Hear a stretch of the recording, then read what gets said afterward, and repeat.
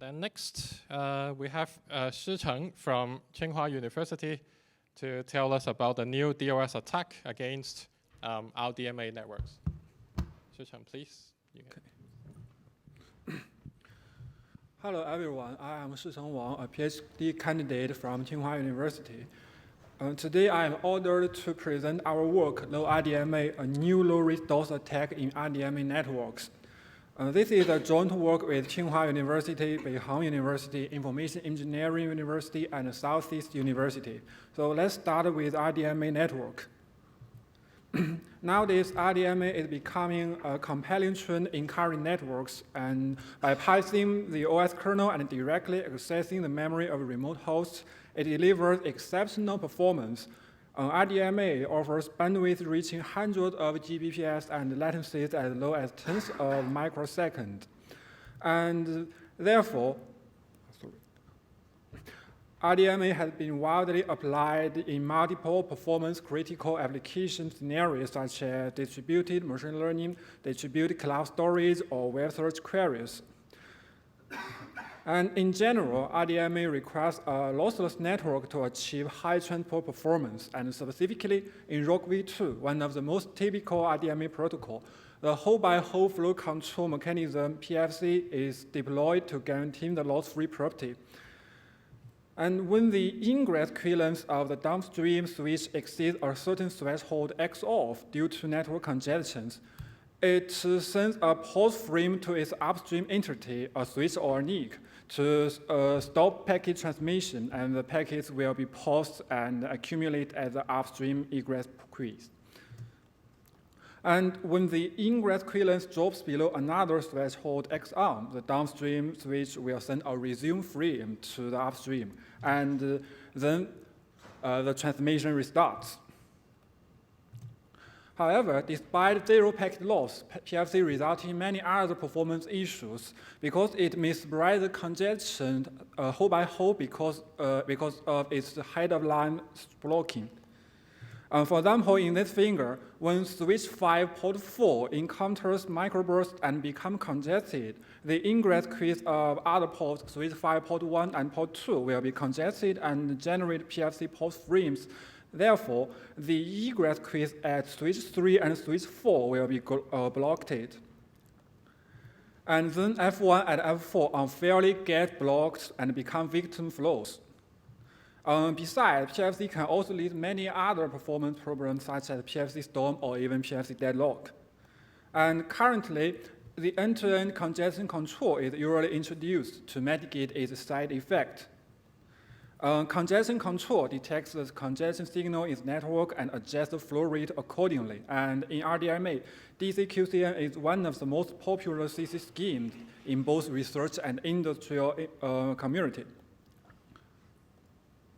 It monitors the egress equivalence and marks packets with ECN. And the receiver responds to the ECN packet with a congestion notification packet, and the senders accordingly adjust the rate in an additive increase, multiplicative decrease way.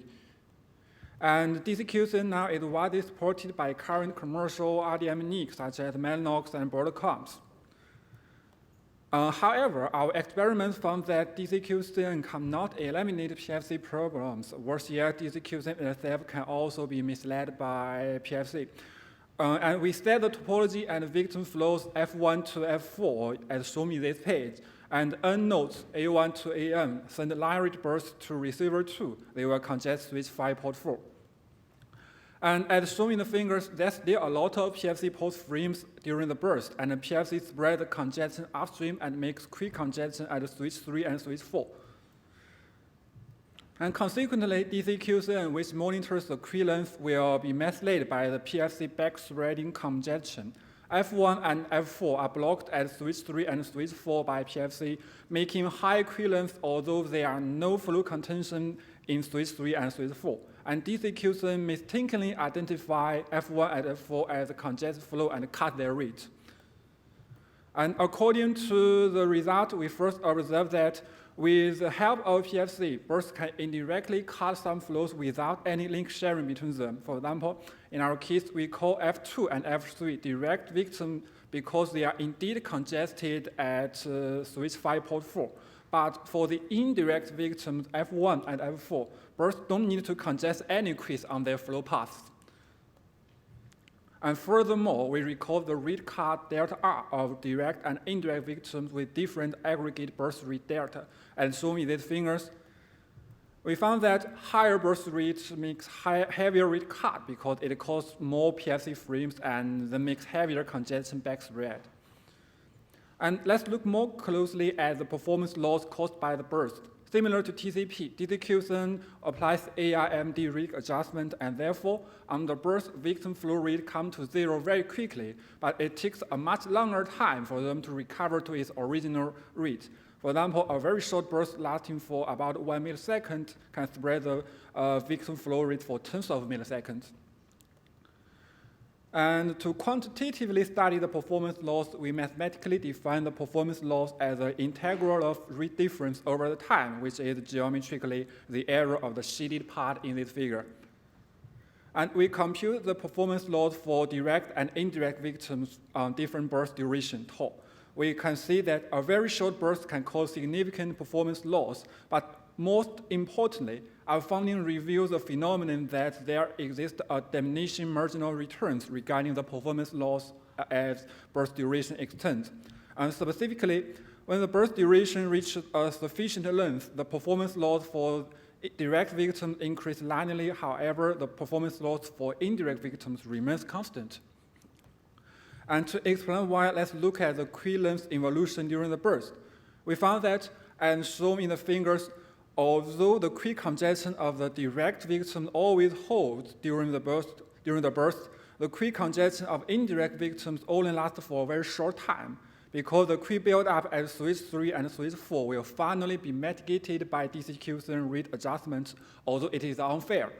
Therefore, infinitely long burst makes no further gain on the performance loss on indirect victims. And according to the findings above, we can summarize the principles for a low-rate DoS attack. First, we can cover more victim flows by only congesting a few ports, using PFC to indirectly cover more victim flows. However, we need to carefully set the burst rates to put sufficient read card on the indirect ones. And second, there is a trade-off between performance loss and the burst duration. Too long burst duration makes no further gain but only higher cost. So we should find the minimum burst duration for sufficient performance loss. And before presenting our concrete attack method, we first discuss the threat model. First, we assume that multiple end-host users, including the malicious and benign ones, share the same RDMA network infrastructure. And the attackers are able to craft traffic, including high-rate burst and probing traffic. This is well supported by current RDMA NIC programming features, which is illustrated in our paper in more detail. And we assume that attackers know the network topology, and they also know a specific set of flows to cut the target flow set. In fact, the target flow set assumption can be relaxed, which is also discussed in our paper. And the attack goal is to cause an efficient attack. We want to make higher impact. We want to cover more target flows and cause higher performance loss. But meanwhile, we also want low cost. We want low burst rate and short duration.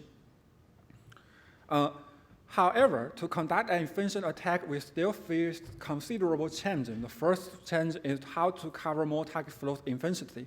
And we should first answer the question, which target link to congest to cut more flows, which is an NP-hard maximum coverage problem. And the second question is, what the burst rate should be deployed for a specific selected target link. Although we obtain the relationship between the read card and the burst rate by experiments, this concrete quantitative relationship is unavailable to end-host attackers because the real-time flow rate and other network information is unknown for end-host users. And the second challenge is how to cause high performance loss with an efficient burst duration. Similarly, the concrete mathematical relationship between performance loss and burst duration is also unknown for attackers. And to address these challenges, we present our LoRDMA attack. In summary, it consists of 2 steps. The coordinate step first gradually selects the highest volume ports to cover more flows and adaptively deploy both until sufficient read cut achieved. And the schedule step then adaptively adjusts burst duration until an efficient trade-off between performance loss and duration achieves. And to adaptively attack, we take RTT as a probe signal reflecting congestion situation. It is highly related to Q-length, which is exactly the DCQCN congestion signal, and we use it to estimate the severity and the end time of congestion. We then develop our prober. We craft RDMA connection request and sniff the reply to probe the RTT. And then we can start our attack. We first gradually select the target port to cut more flows. For example, in this case, congesting switch 5 port 5 only cut F3 and F4. But congesting switch 5 port 4 can cut all flows, and obviously port 4 is a good target to select. And the next question is, what burst rate should the attacker use? Remember that we want to make indirect victims suffer as severely as direct ones. So we use RTT range, which is the difference between the RTT maximum and minimum to estimate the severity. And we add the bolts with line rate burst until the RTT range of both victims is similar. And the second step schedule is to adjust how long the burst should last. We should trim off the useless latter part of burst duration for efficiency.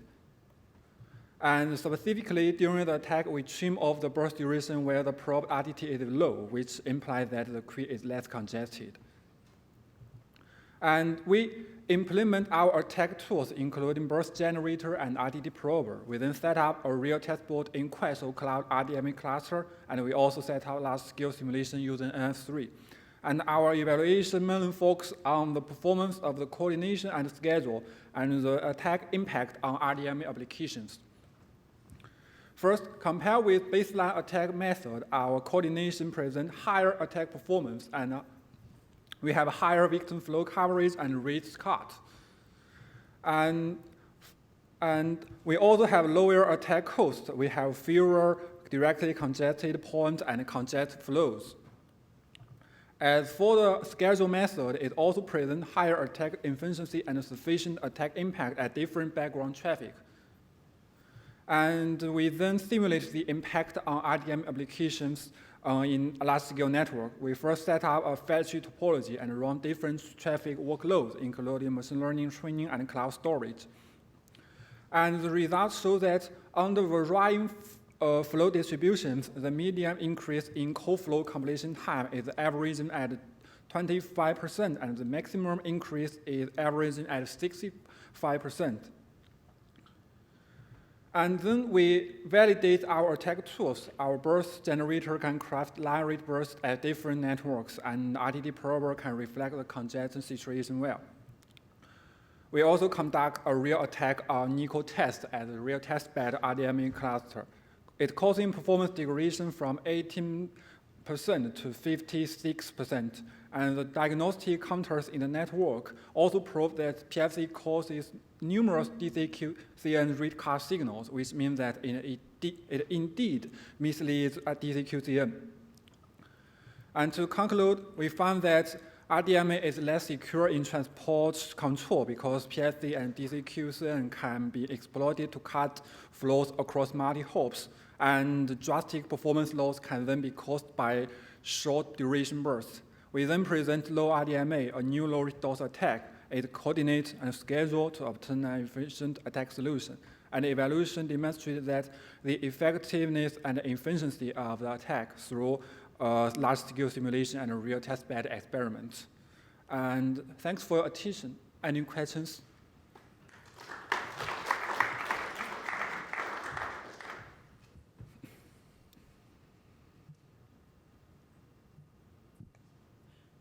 Hi, my name is Cameron Morris from the University of Connecticut. Thank you for the talk. My question is about the effect of the network topology and how the topology is designed on the severity of the impact of the attack. Are there ways that you can create a topology that is less vulnerable to these attacks? For One thought is, I think the example you had was a 3-tiered sort of network. Would a 2-tiered network that's shallower maybe have more resistance to these attacks? Yes, it's a very good question, and we did we considered the topology factors that if there are some topologies that can perform well under this attack. In fact, we found that the less incast you can craft in the topology, the more robust the topology will be. In fact, the fat tree is in fact since the fat tree, especially the connection between the Tor switch and the host, at this layer it could be more easy to craft incast. So this part is not very secure, and we also, in fact. We also leave these topology factors into our future work to consider if there exists a secure topology. Thank you very much. Right, thank you. Any other questions from the audience? If not, then I have some questions for you. So I guess you sort of partially answered the question, but I'm curious to know, other than sort of playing with the topology, are there any other possible mitigation? You mean the defense method? Yeah, how to defend. I'm very glad you asked that question. And can we? Backup slide? Yes, I have a backup slide. In fact, although we still not have very detailed defense design, but we have some ideas to discuss with you. The first one is the PFC-driven network performance anomaly diagnosis, because current study on the performance anomaly diagnosis or attack detection, such as link flood or DoS, usually analyze the queuing contention contribution of each flow. For example, if there are congestion at a queue, a direct idea is we analyze what contribution of each flow made to this congestion. However, in RDMA, they ignore another origin of congestion, PFC. So we should take PFC spread into the consideration, and we analyze the causality of the PFC to find the culprits, because the burst makes no local quick contention contribution to the victims.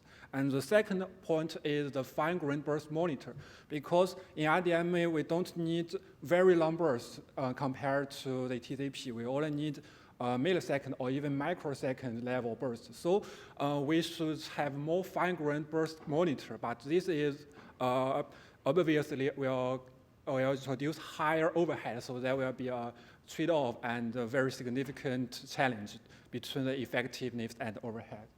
Yes. But if you are to do a better job at sort of root cause analysis, right? So you are trying to triage where the traffic is coming from, then that might incur extra overhead, which itself might lead to another opportunity for US kind of attack, right? Yes. The key change is that you should analyze on the network on the data plan to find which flow to cause the PFC spread. In fact, it's very difficult. Okay.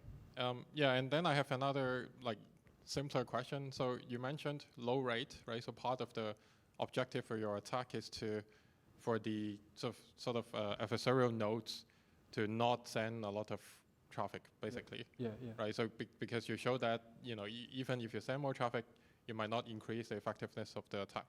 But I'm curious to know, what do the attackers gain from sort of limiting the flow? Say if I control one of the adversarial node, I get certain amount of bandwidth. Why don't I just burst all of them to guarantee a successful attack? Why would I try to limit myself? You mean why we should send burst instead of a long time attacking traffic? Yeah. In fact, it's not only the cost. In fact, in current RDMA infrastructure, it's very expensive to rent RDMA inconstant, and so if you keep renting RDMA instance or multiple instances for a long time, it will be very costly in money. And the second, and besides the money problems, if you keep sending line rate traffic, you may be more easy to be detected and shut down your instance. I see. Okay, makes sense. Thank you very much. Thank you very Thank much. the speaker again.